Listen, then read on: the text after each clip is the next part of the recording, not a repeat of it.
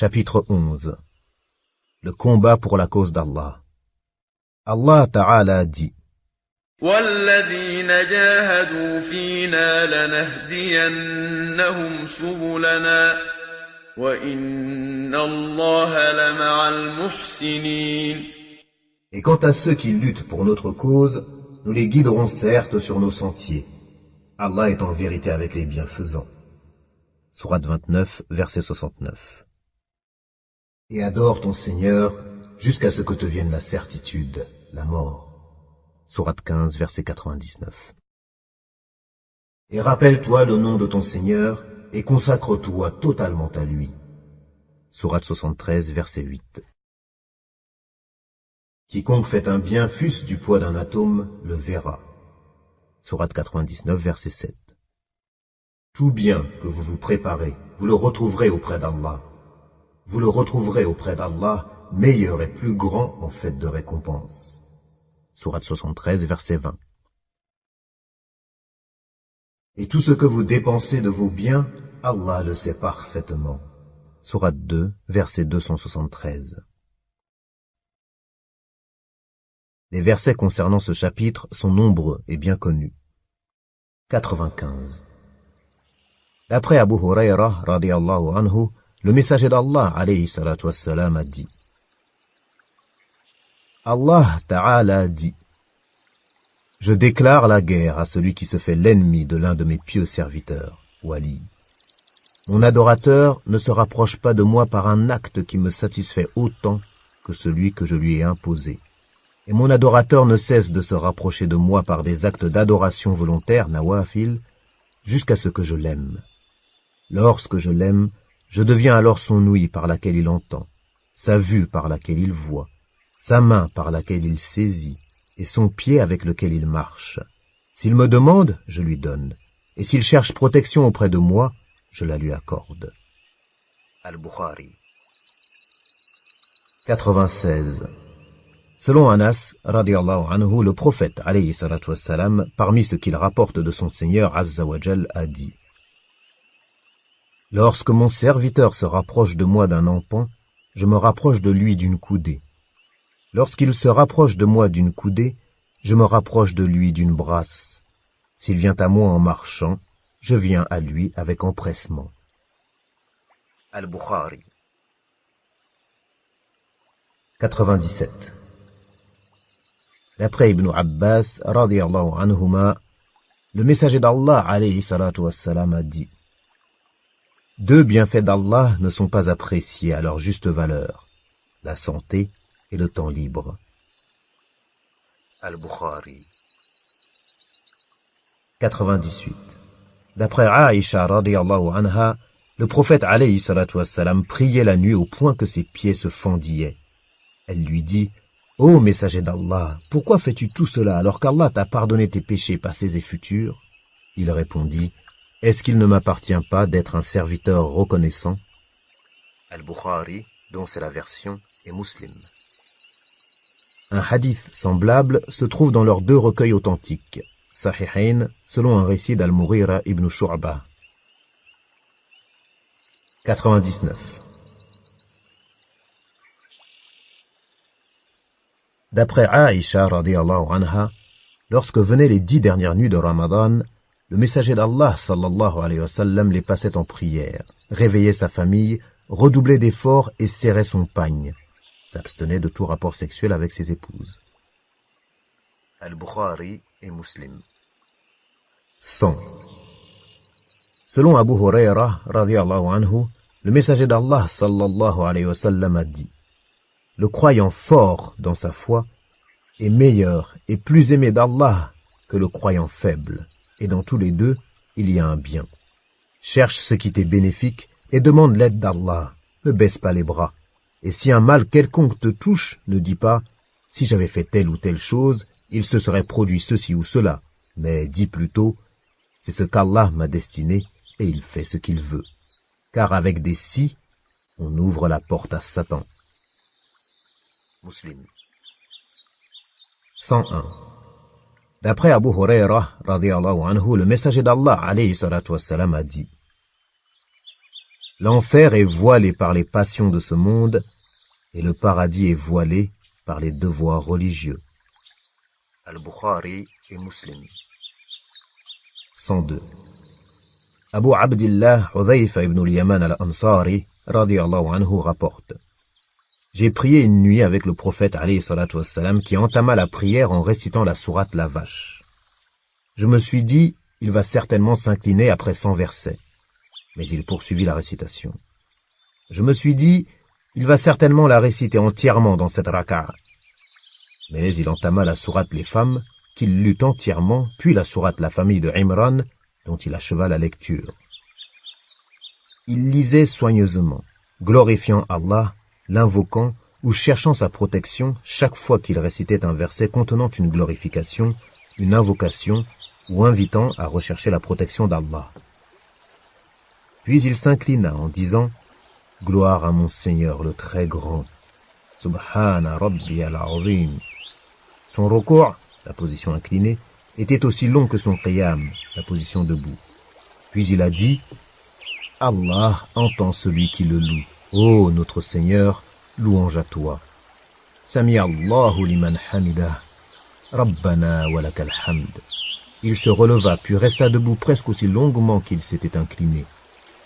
Ensuite il se prosterna en disant « Gloire à mon Seigneur le Très-Haut. Subhana Rabbi al-A'la. » Sa prosternation était presque aussi longue que son qiyam. Muslim. 103. Ibn Mas'ud radiyallahu anhu rapporte: j'ai prié une nuit avec le prophète alayhi salatu wassalam. Il se tint debout si longtemps dans son qiyam que j'ai failli commettre une mauvaise action. On lui demanda « Qu'as-tu failli faire ?» Il répondit « J'ai failli m'asseoir et le laisser continuer seul. » Al-Bukhari et Muslim. 104. D'après Anas, radiyallahu anhu, le messager d'Allah, alayhi salatu wassalam, a dit: 3 choses accompagnent le mort jusqu'à sa tombe: sa famille, ses biens et ses œuvres.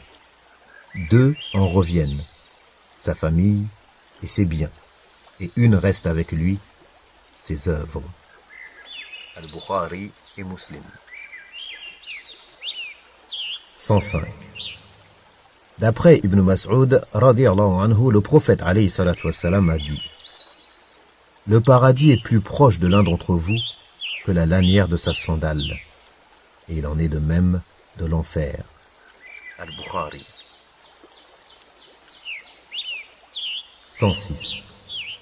Abu Firas Rabi'a ibn Ka'b al-Aslami, radiyallahu anhu, le serviteur du messager d'Allah sallallahu alayhi wa sallam, et l'un des gens de la Souffa, endroit de la mosquée du prophète où habitaient les pauvres, rapporte: je passais la nuit chez le messager d'Allah sallallahu alayhi wa sallam, lui apportant l'eau de ses ablutions et ce dont il avait besoin.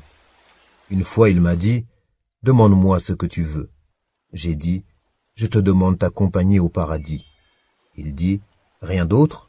Je répondis: non, rien d'autre. Il dit: aide-moi contre toi-même en multipliant les prosternations. Muslim. 107.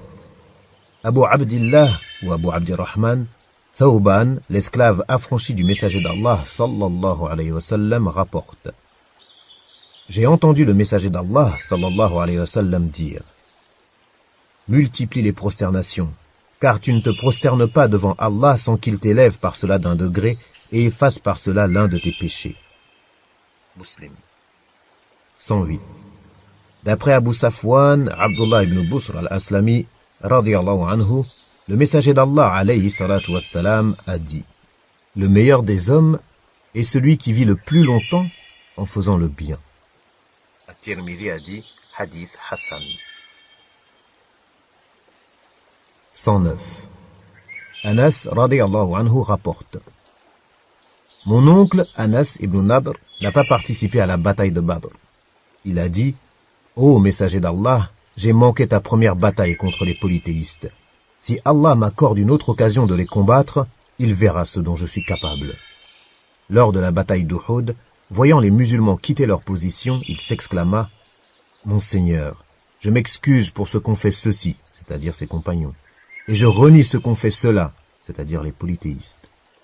Puis il s'avança vers l'ennemi et rencontra Sa'd ibn Mu'adh à qui il lança « Ô Sa'd ibn Mu'adh, je jure par le Seigneur de mon père An-Nadr que je sens l'odeur du paradis plus proche encore que le mont Uhud. » Sa'd avoua « Ô messager d'Allah, je n'ai pu faire ce qu'il fit. » Anas ajouta « Nous avons trouvé sur son corps plus de 80 traces de sabres, de lances ou de flèches. Nous l'avons trouvé mort et défiguré par les polythéistes au point que personne ne put le reconnaître en dehors de sa sœur qui l'identifia à ses doigts. » Anas poursuivit. Nous pensions que ce verset était descendu à son sujet et à propos des hommes comme lui. Il est, parmi les croyants, des hommes qui ont été sincères dans leur engagement envers Allah. Certains ont atteint leur but, et d'autres attendent encore, et ils n'ont varié aucunement dans leur engagement. Sourate 33, verset 23. Al-Bukhari et Muslim.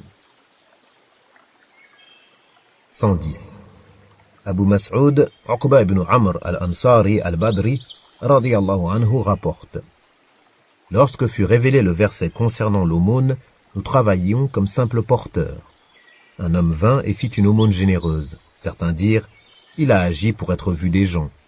Un autre homme donna en aumône un sa', environ 3 kilos. Ils dirent, Allah peut se passer de son sa' à celui-là. C'est ainsi que fut révélé le verset. Ceux-là qui dirigent leur calomnie contre les croyants qui font des aumônes volontaires et contre ceux qui ne trouvent que leurs faibles moyens. Sourate 9, verset 79. Al-Bukhari et Muslim. 111.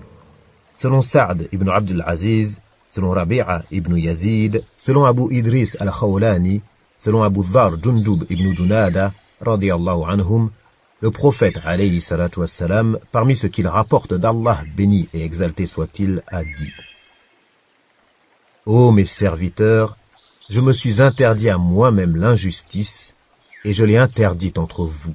Ne soyez donc pas injustes les uns envers les autres. Ô mes serviteurs, vous êtes tous égarés, sauf celui que je guide. Demandez-moi donc de vous guider, et je vous guiderai. Ô mes serviteurs, vous êtes tous affamés, sauf celui que je nourris. Demandez-moi donc de vous nourrir, et je vous nourrirai. Ô mes serviteurs, vous êtes tous nus, sauf celui que je vêtis. Demandez-moi donc de vous vêtir, et je vous vêtirai.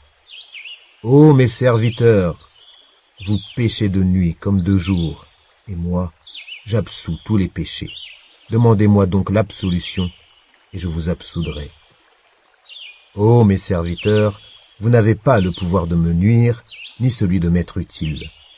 Ô mes serviteurs, si du premier au dernier, hommes et djinns, vous aviez tous le cœur du plus pieux d'entre vous, cela n'ajouterait rien à mon royaume. Ô mes serviteurs, si du premier au dernier, hommes et djinns, vous aviez tous le cœur du plus immoral d'entre vous, cela ne diminuerait rien de mon royaume. Ô mes serviteurs, si du premier au dernier, hommes et djinns, vous vous teniez tous debout sur une même place et me demandiez, et si j'exauçais toutes vos demandes, cela ne réduirait de mon royaume que ce qu'une aiguille plongée dans la mer peut en retirer. Ô mes serviteurs, ce qui importe, ce sont vos œuvres, dont je tiens le compte pour vous, puis pour lesquelles je vous rétribuerai. Celui donc qui trouvera un bien, qu'il loue Allah, et celui qui trouvera autre chose qu'un bien, qu'il ne s'en prenne qu'à lui-même. Saïd a dit, quand Abu Idris rapportait ce hadith, il se mettait à genoux. Muslim. L'imam Ahmad ibn Hanbal, rahimahullah, a dit: il n'y a pas de hadith parmi ceux rapportés par les gens du Sham, Syrie, Liban, Jordanie et Palestine actuelle, plus noble que celui-ci.